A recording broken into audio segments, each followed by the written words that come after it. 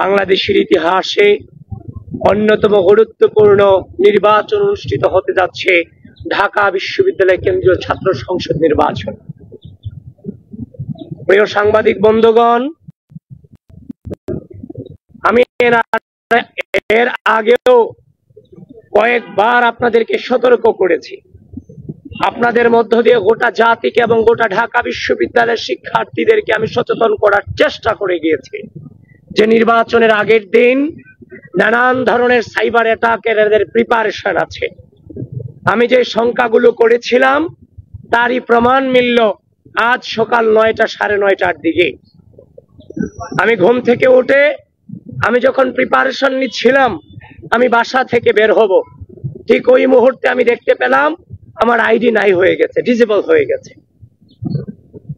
আমি বিভিন্ন প্রমাণাদির মধ্য দিয়ে ইনস্ট্যান্ট আপিল করে আমি প্রাথমিকভাবে আমি আমার আইডি নিয়ে আসছিলাম।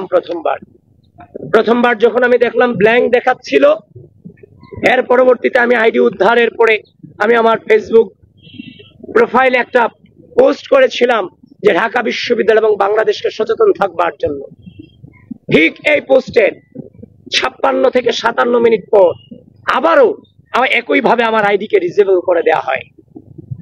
আপিল করে রেখেছি প্রমাণাদি দিয়ে। আমি জানি না আমি আইডি আর নির্বাচনের আগে ফিরে পাবো কিনা।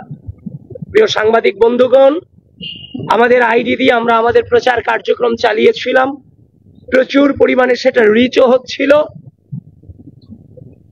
আমরা আমাদের এই ক্ষুদ্র জীবনে ছোট থেকে আজ পর্যন্ত যে লেভেলে এসেছি সে পর্যন্ত কোনোদিন কাউকে পেছন দিয়ে আঘাত করার চেষ্টা করিনি। আমরা যোগ্যতার বিপরীতে যোগ্যতা দিয়ে লড়াই করার চেষ্টা করেছি, অপসংস্কৃতির বিরুদ্ধে সুস্থ সংস্কৃতি দিয়ে লড়াই করার চেষ্টা চালিয়ে গিয়েছি।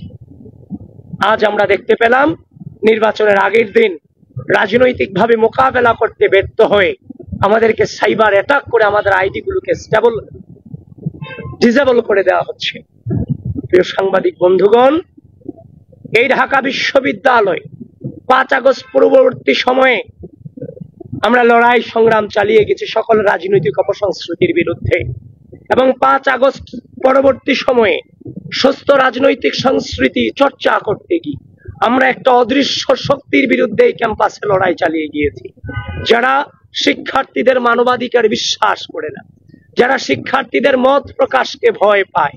প্রিয় ঢাকা বিশ্ববিদ্যালয়ের শিক্ষার্থীবৃন্দ, আমাদের পথ চলা শুধুমাত্র কয়েক মাসের জন্য নয়।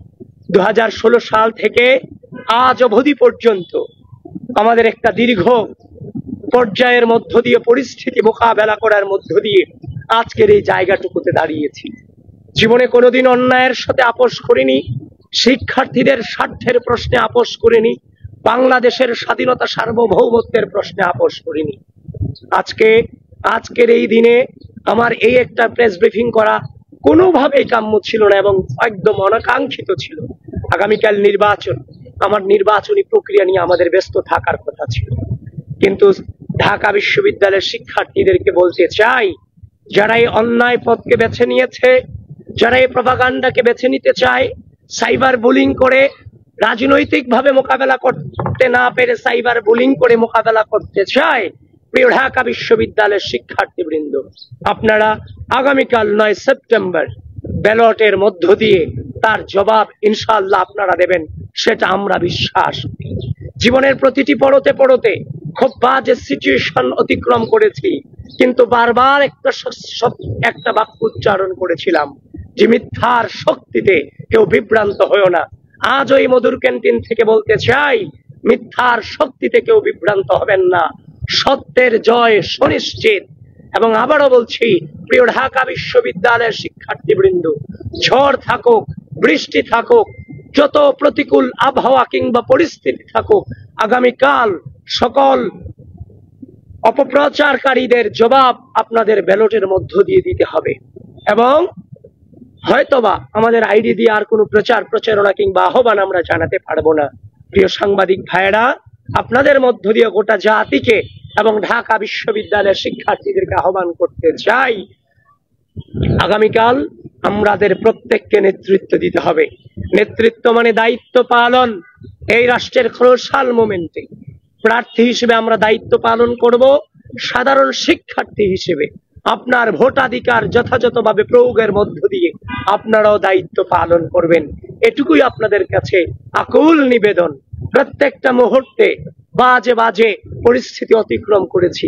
স্বাধীন এই সার্বভৌম 5 আগস্ট পরবর্তী বাংলাদেশে আবারও সেই একই নোংরামির শিকার হতে হবে, সেটা সত্যিকার অর্থেই চরম বেদনাদায়ক, চরম বেদনাদায়ক। প্রিয় বন্ধুগণ, আবারও বলছি, যারা মানবাধিকারে বিশ্বাস করে না, মত প্রকাশে বিশ্বাস করে না, ঢাকা বিশ্ববিদ্যালয়ের শিক্ষার্থীরা আগামীকাল তাদেরকে ব্যালটের মধ্য দিয়ে জবাব দিবে ইনশাআল্লাহ। ধন্যবাদ সবাইকে। আবারও আপনাদের সাথে দেখা হবে। আমরা